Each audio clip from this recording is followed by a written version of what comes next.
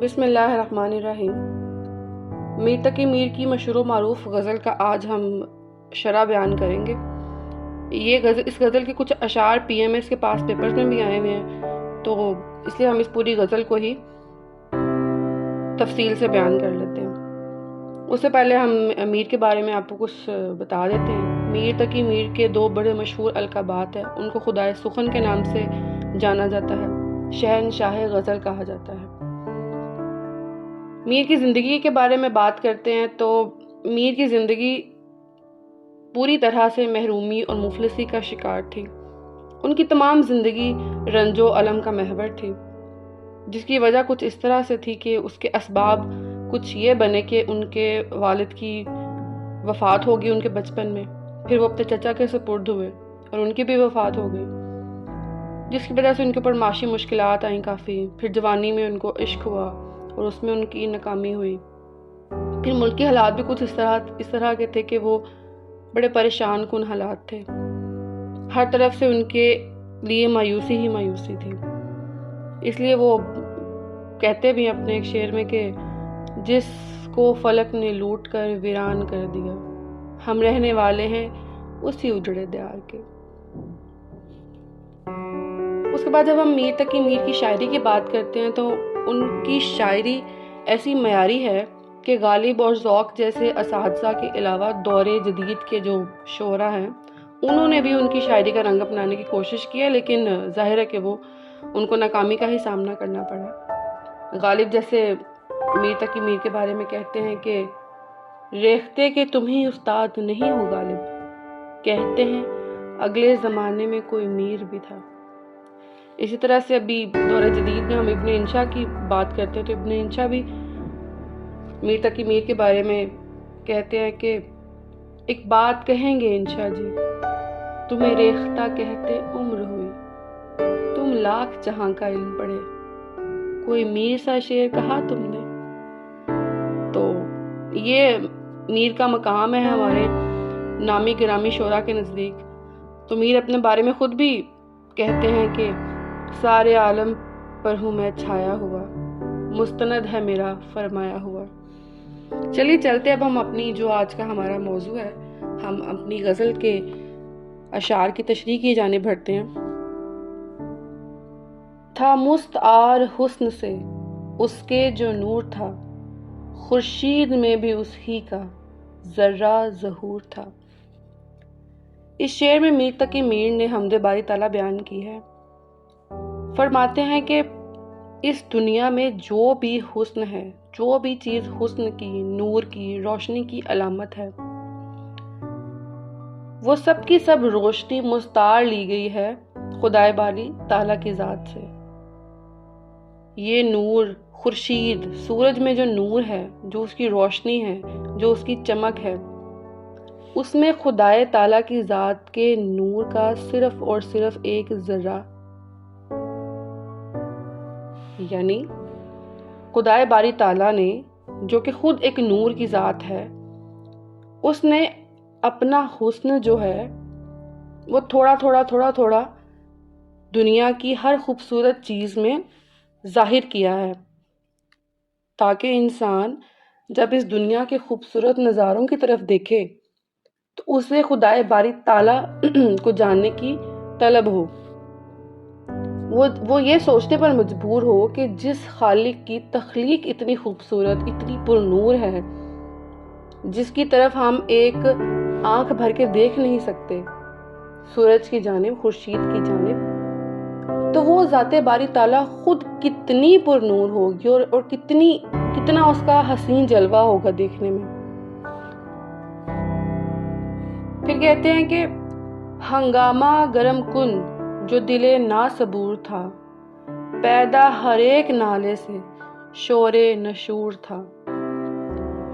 جیسا کہ ہم سب کو پتا ہے کہ اللہ تعالیٰ نے جب یہ کائنات بنائی تھی تو اللہ تعالیٰ نے فرمایا تھا کہ کن، اور یہ کائنات بن گئی تھی۔ کائنات کی ہر چیز تب تخلیق ہو گئی تھی۔ تو جب کائنات کی ہر چیز تخلیق ہو گئی تھی تو اس وقت ایک ہنگامے کی سی کیفیت ہوگی، ہر طرف شور مچا ہوا ہوگا،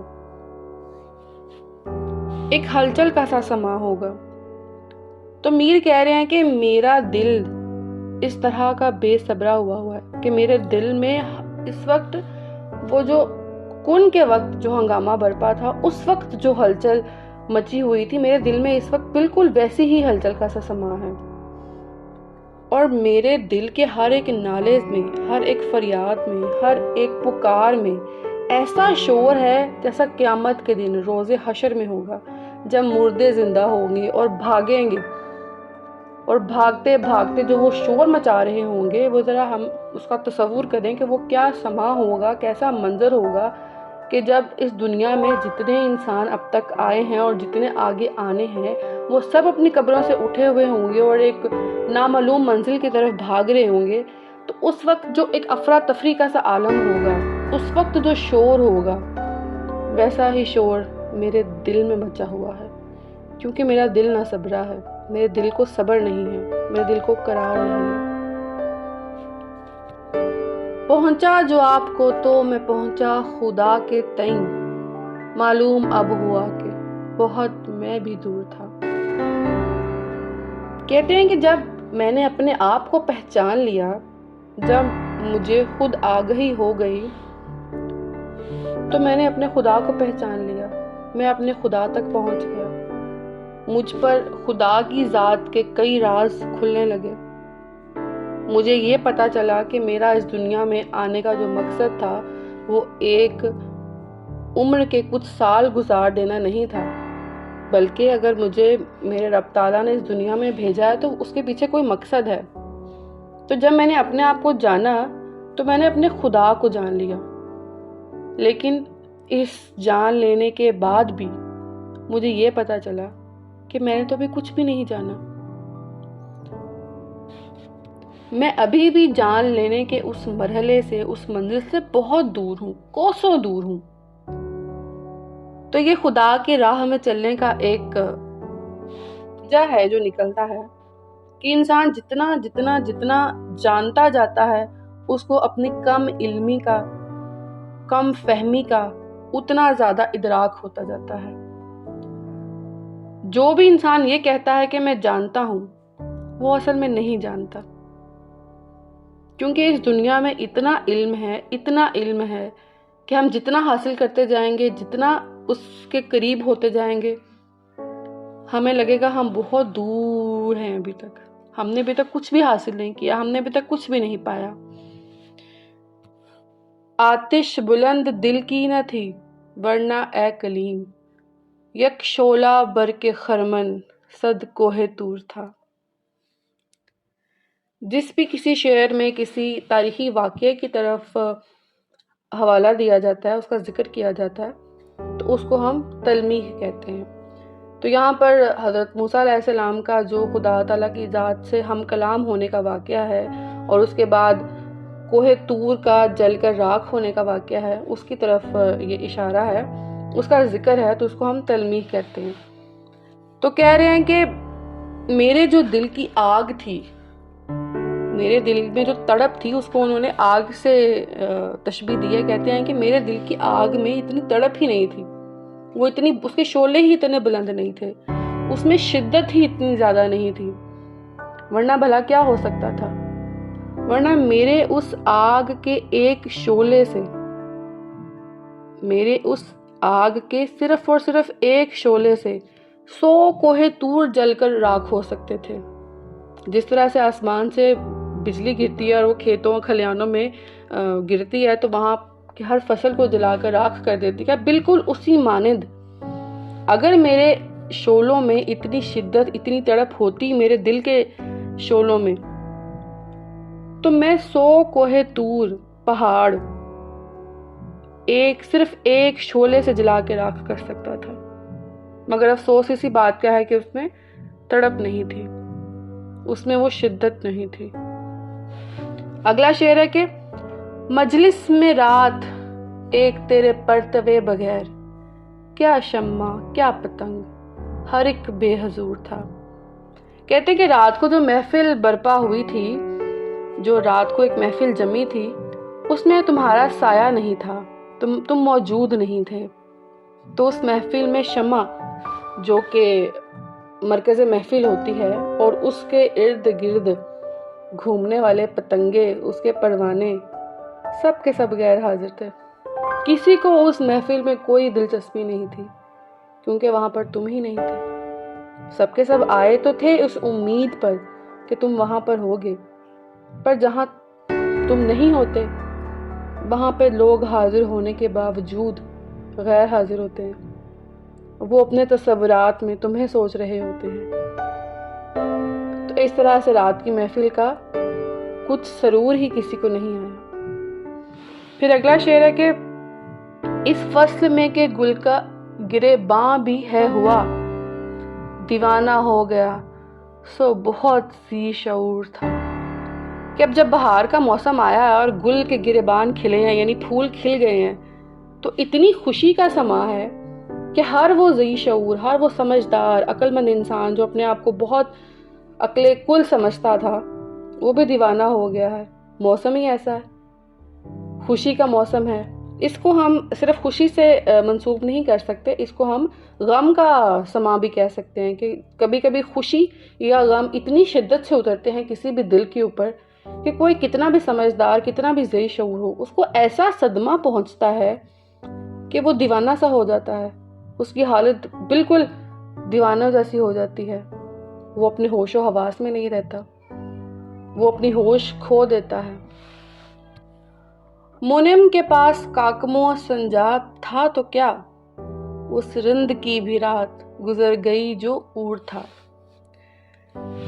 یہاں پر بھی دنیا کی ایک حقیقت انہوں نے بیان کی ہے کہ تفریق ہم نے بہت کی ہوئی ہے اپنے معاشرے میں، امیر غریب کی۔ تو کہتے ہیں کہ جب رات ہو جاتی ہے تو جو لوگ مالدار ہوتے ہیں وہ قیمتی قیمتی لحافوں میں، خوبصورت گھروں میں، آرام دہ کمروں میں رات گزار لیتے ہیں، اور وہ گنہگار، وہ شرابی جو کہ برہنہ بدن ہوتا ہے، جس کے جسم پر کوئی کپڑا نہیں ہوتا، رات کو بھی اس کی بھی گزر جاتی ہے، رات دونوں کی گزر جاتی ہے، دونوں کا دن ہو جاتا ہے۔ تھوڑا سا فرق ہے کہ ایک کی بہت آرام دہ ماحول میں گزر جاتی ہے اور دوسرا تھوڑا ٹھٹھر کے گزار لیتا ہے رات کو، تھوڑا تنگ ہو کے رات کو گزار لیتا ہے، مگر رات تو گزر ہی جاتی ہے۔ پھر کہتے ہیں کہ ہم خاک میں ملے تو ملے، لیکن اے سپہر اس شوخ کو بھی راہ پہ لانا ضرور تھا۔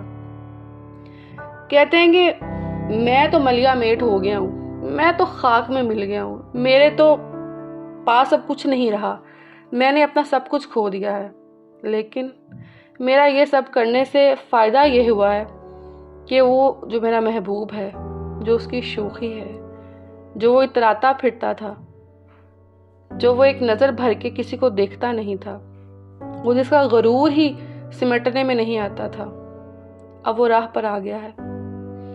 اب اس کو احساس ہو گیا ہے کہ وہ کتنا غلط کیا کرتا تھا۔ پھر کہتے ہیں کل پاؤں میں ایک کاسا سر پر جو آ گیا، کل پاؤں میں ایک کاسا سر پر جو آ گیا، یکسر وہ استخوان شکستوں سے چور تھا۔ کہتے ہیں کہ کل میں جا رہا تھا کہیں راستے میں، تو میرے پاؤں میں کسی کے سر کا ڈھانچہ، کوئی کھوپڑی میرے پاؤں میں آ لگی، جو میرے پاؤں سے ٹکرائی، تو میں جب ٹکرانے کے بعد وہ مزید چور چور ہو گئی، مزید اس کے ٹکڑے بکھر گئے۔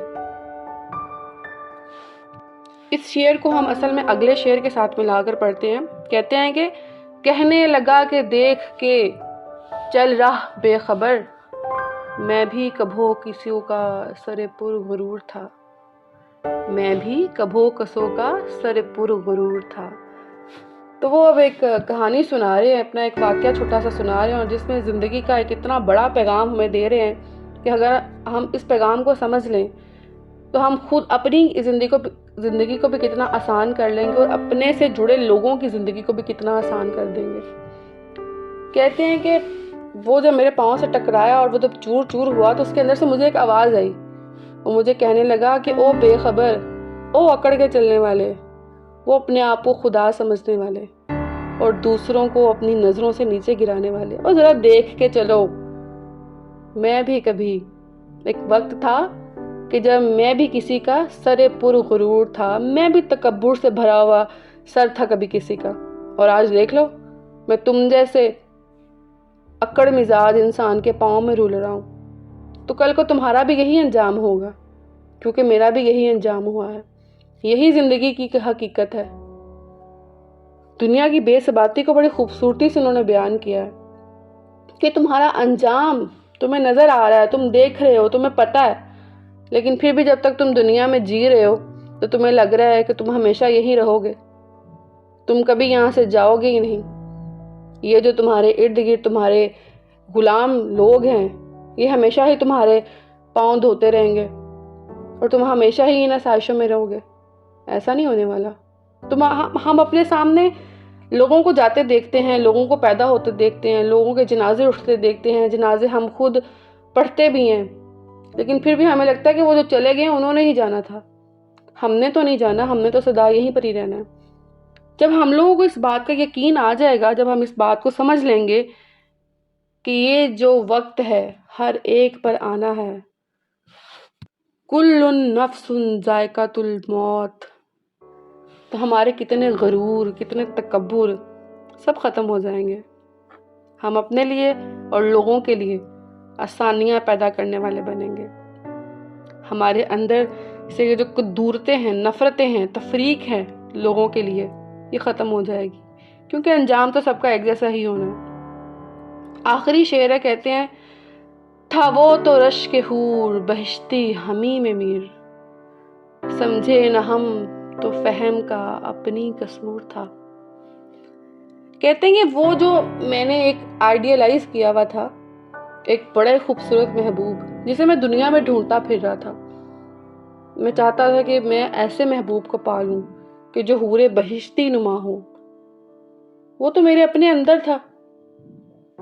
میں نے اپنے آپ کے اندر جھانک کے دیکھا ہی نہیں کہ وہ اتنا خوبصورت محبوب حور بہشتی جیسا میرے اپنے اندر تھا۔ مراد کہنے کی ان کی یہ ہے کہ میں نے اپنے آپ سے کبھی محبت ہی نہیں کی۔ میں محبت دوسروں میں ڈھونڈتا رہا کہ کوئی ہو جس سے میں محبت کروں، اس کے جواب میں مجھے وہ محبت کرے، تو ایسا تو نہیں ہو سکتا تھا، کیونکہ وہ محبوب، وہ خوبصورت محبوب تو میرے اپنے اندر تھا۔ میں نے اس کو ڈھونڈا ہی نہیں، میں نے اس کو پہچانا ہی نہیں، میں نے اس کو دیکھا ہی نہیں۔ تو کیوں نہیں دیکھا؟ کیونکہ میری کم فہمی تھی، میری کم عقلی تھی، میری نا سمجھی تھی۔ تو یہ اسی کا قصور تھا کہ میں اپنے آپ سے اتنا عرصہ دور رہا، میں نے اپنے آپ کے اوپر کبھی دھیان ہی نہیں دیا۔ تو جی سامعین، یہ تھی ہماری ایک بہت ہی خوبصورت میر کی غزل۔ امید ہے آپ کو اس کی شرح پسند آئی ہوگی۔ اگر پسند آئی ہے تو چینل کو لائک کر دیجیے، شیئر کر دیجیے اور سبسکرائب کر دیجیے۔ بہت شکریہ۔